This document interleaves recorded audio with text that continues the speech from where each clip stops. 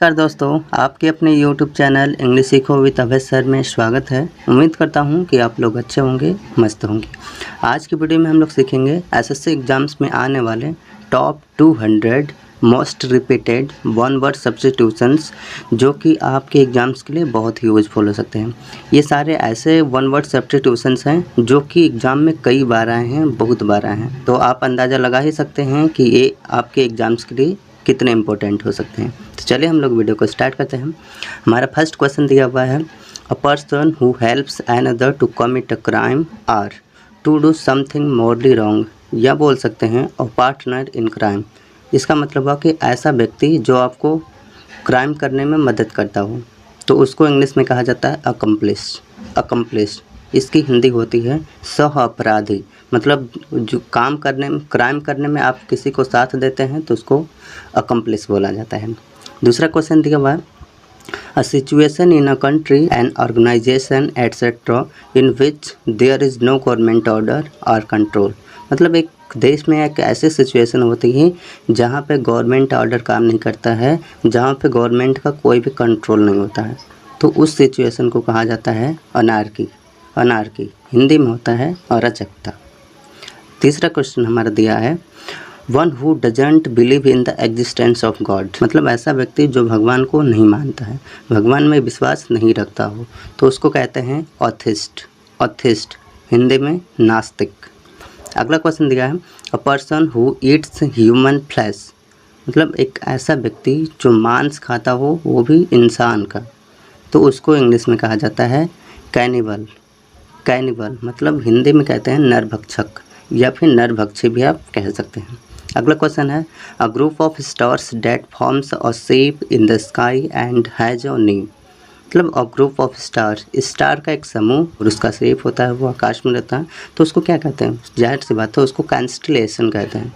Constellation मतलब नक्षत्र कहते हैं। अगला क्वेश्चन दिया हुआ है, a person who leaves his country to live in another. मतलब एक ऐसा व्यक्ति जो अपने देश में जन्म लिया हो लेकिन उसे छोड़ करके दूसरे देश में रहने के लिए कहीं जाता हो, तो उसको इंग्लिश में कहते हैं एमिग्रेंट। मतलब देश त्यागी, मतलब देश को त्याग करके दूसरे स्थान पर रहने के लिए जा रहा है। अगला क्वेश्चन दिया है, an animal that lives in groups. मतलब ऐसा एनिमल जो ग्रुप्स में रहते हैं, तो उसको कहा जाता है ग्रीगेरियस। ऐसा जानवर जो झुंड में हमेशा रहते हैं। अगला क्वेश्चन दिया, one who is easily deceived. मतलब ऐसा व्यक्ति जिसे आसानी से धोखा दिया जा सके, उसको कहते हैं गुलिबल। मतलब आसानी से धोखा देने वाले व्यक्ति को। अगला क्वेश्चन दिया है, someone working or acting merely for money or other rewards, या बोल सकते हैं a soldier who fights for the sake of money. मतलब ऐसा व्यक्ति जो काम कर रहा हो सिर्फ पैसे के लिए, या फिर किराए पर जो काम कर रहा है, जो पैसे के बदले कोई काम करता है, तो उसको कहा जाता है मशीनरी। मतलब किराए का आदमी या फिर किराए का सैनिक। अगला क्वेश्चन दिया है, well known for being bad, या बोल सकते हैं a person of evil reputation. इसका मतलब हुआ वेल नोन, अच्छे से जाना जाता है, फॉर बीइंग बैड मतलब अपने बुरे काम के लिए अच्छे से जाना जाता है, तो उसको इंग्लिश में कहते हैं नोटोरियस। हिंदी में होता है कुख्यात।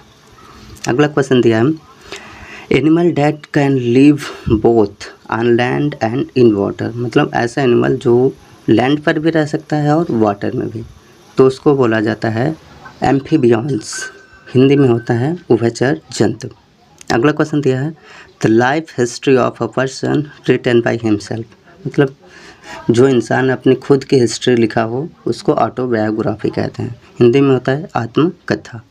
अगला क्वेश्चन दिया है, an arrangement of flowers that is usually given as a present. एक अरेंजमेंट ऑफ फ्लावर्स को अरेंज करके डेकोरेट करके अच्छे से एक गुलदस्ता बनाया जाता है, उसको इंग्लिश में उसको वन वर्ड में कहा जाता है बुके उसको कहते हैं, और हिंदी में गुलदस्ता होता है। अगला क्वेश्चन है, the scientific study of worms and insects. The scientific study of worms and insects, उसको इंग्लिश में कहा जाता है एंटोमोलॉजी मतलब कीट विज्ञान। अगला क्वेश्चन दिया है, to free somebody from all blame. मतलब टू फ्री कर देना, आज़ाद कर देना, फ्रॉम ऑल ब्लेम मतलब सभी दोषों से, तो उसको कहा जाता है एग्जॉनरेट। एग्जॉनरेट एग्जॉनरेट मतलब दोष मुक्त कर देना। अगला क्वेश्चन है अ स्पीच और a presentation made without previous preparation. मतलब एक ऐसी स्पीच या फिर प्रेजेंटेशन जिसके लिए तैयारी नहीं की गई है, तो उसको इंग्लिश में बोला जाता है एक्सटेम्परी। एक्सटेम्परी मतलब जो बिना तैयारी के किया गया। अगला क्वेश्चन है one who is difficult to please. One who is difficult to please मतलब ऐसा व्यक्ति जिसे मनाना बहुत ही मुश्किल हो, तो उसको कहते हैं फास्टिडियस। फास्टिडियस इसको हिंदी में कहते हैं दृढ़ या फिर हठी। अगला क्वेश्चन है a person who sells and arrange cut flowers. एक ऐसा व्यक्ति जो फ्लावर को सेल करता है, खेती करता है, सेल करता है, काटता बेचता, उसको कहा जाता है फ्लोरिस्ट। फ्लोरिस्ट मतलब फूल वाला। अगला क्वेश्चन है a person who suffers from an imaginary illness. मतलब एक ऐसा व्यक्ति जो बीमार नहीं होता है फिर भी कल्पना कर लेता है कि मैं बीमार हूँ, तो वैसे व्यक्ति को कहा जाता है हाइपोकॉन्ड्रियक। हाइपोकॉन्ड्रियक मतलब रोग भ्रमी, उसको भ्रम होता है कि मैं ऐसा हूँ। अगला क्वेश्चन है a person pretending to be somebody he is not. मतलब एक ऐसा व्यक्ति जो कुछ नहीं रहता है फिर भी होने का दिखावा करता है, तो उसको कहा जाता है हाइपोक्राइट। हाइपोक्राइट मतलब पाखंडी। अगला क्वेश्चन है a person who rights and edits dictionaries. मतलब ऐसा व्यक्ति जो डिक्शनरीज को लिखता है, तो उसको कहा जाता है लेक्सिकोग्राफर। लेक्सिकोग्राफर मतलब शब्दकोश के लेखक। अगला क्वेश्चन है a place where money is coined by authority of the government. मतलब ऐसा प्लेस जहाँ पे मनी को कॉइंड किया जाता है बाय गवर्नमेंट के द्वारा, तो उसको कहते हैं मिंट मतलब टकसाल हिंदी में होता है। अगला क्वेश्चन है sentimental longing for a period in the past. इसका मतलब होता है कि सेंटिमेंटल मतलब भावना, तो तीव्र भावना होती है जो पहले की जो बीते हुए समय की तीव्र भावना होती है, उसको कहा जाता है नॉस्टैल्जिया। नॉस्टैल्जिया मतलब अतीत की घटनाएं जो पहले बीत चुकी हैं।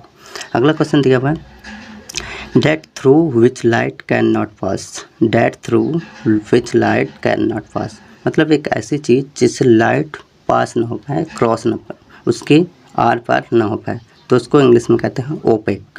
ओपेक मतलब अपारदर्शी। अगला क्वेश्चन दिया one who seize bright side of things. मतलब एक ऐसा व्यक्ति जो चीज़ों को सिर्फ अच्छा दिखाई दे, जो मतलब किसी भी चीज़ के सिर्फ अच्छा ही देखता हो, तो उसको कहा जाता है ऑप्टिमिस्ट। ऑप्टिमिस्ट मतलब आशावादी। अगला क्वेश्चन है one who loves all Mankind. मतलब एक ऐसा व्यक्ति जो सभी से प्रेम करता हो, तो उसको कहा जाता है फिलान्थ्रोपिस्ट।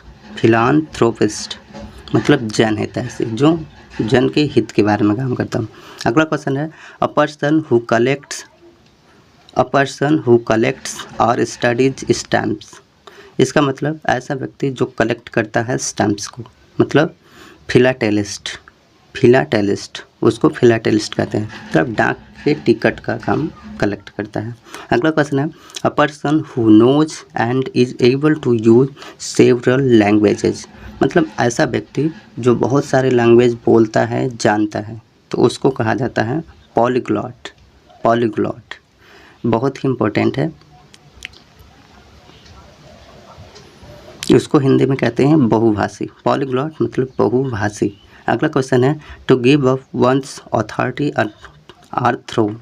इसका मतलब हुआ कि छोड़ देना। गिव अप मतलब छोड़ देना, अथॉरिटी ऑफ थ्रोन या सिंहासन छोड़ देना, पद छोड़ देना, अपना स्थान छोड़ देना, उसको इंग्लिश में कहते हैं अब्डिकेट। अब्डिकेट। अगला क्वेश्चन दिया है a glass tank where fish and water plant are kept. मतलब एक ऐसा तालाब जहाँ पे मछली रखी जाती हैं और पानी वाले पौधे रखे जाते हैं, मतलब मछली ही रखी जाती है, सिंपल सी बात है, तो उसको कहा जाता है एक्वेरियम। एक्वेरियम मतलब मछली घर। तो उम्मीद आज की वीडियो में इतना ही। जो शेष बचे हुए वन वर्ड सब्स्टिट्यूशन है उसको हम लोग पार्ट 2 में सीखेंगे। तो आप देख रहे होंगे कि ये सारे वर्ड्स कितने इंपॉर्टेंट है, जो कि एसएससी एग्जाम्स में बार बार आए हैं। आप देख रहे होंगे कि उसके नीचे नंबर लिखा हुआ है, वो आए हुए संख्या दिखाता है कि वो इतनी बार क्वेश्चंस आए हैं। तो वीडियो पसंद आई हो तो लाइक और शेयर जरूर करिए। मिलते हैं जल्दी ही पार्ट 2 में। आपको जल्द ही कवर करवा देंगे 200 मोस्ट रिपीटेड क्वेश्चन ताकि आपके एग्जाम्स में बहुत ही यूज़फुल हो जाए। Thanks for watching.